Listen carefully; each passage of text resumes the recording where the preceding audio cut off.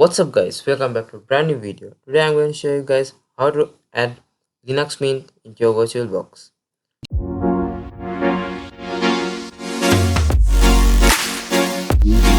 So in this VirtualBox you must click new,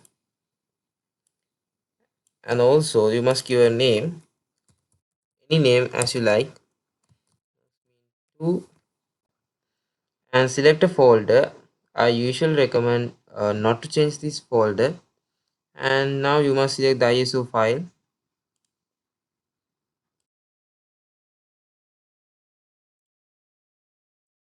So this is my Linux Mint file. Open, keep unintended installations and all. So I'll go with like that, or you can give username, password, and etc things like that. uh, if you didn't tick this, so I'm going to tick this, then click next. Now you must assign some memory from your RAM. So I'm going to assign like 2 GB, and you must assign 2 cores from your CPU, and then click next.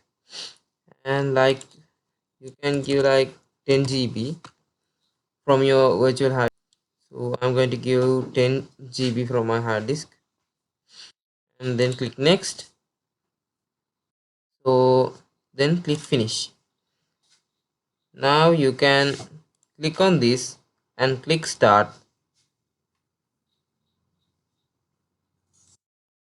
There you go, it says powering up virtual machine.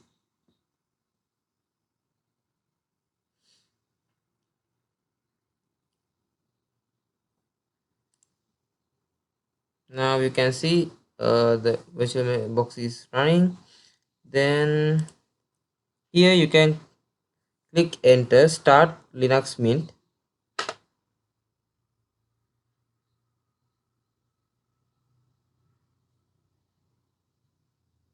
It will take around few minutes.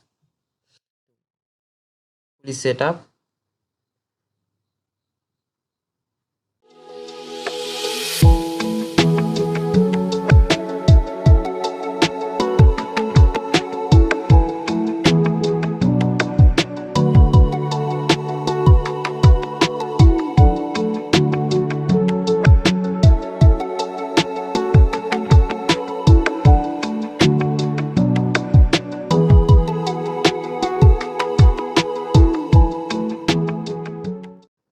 There you go. Now the Linux is installed into your VirtualBox. So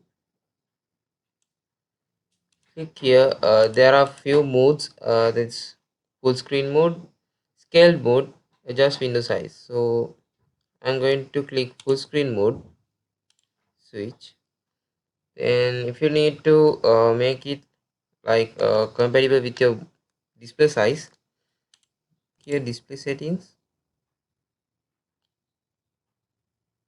There you go. Now you can choose your specific display size, then click apply.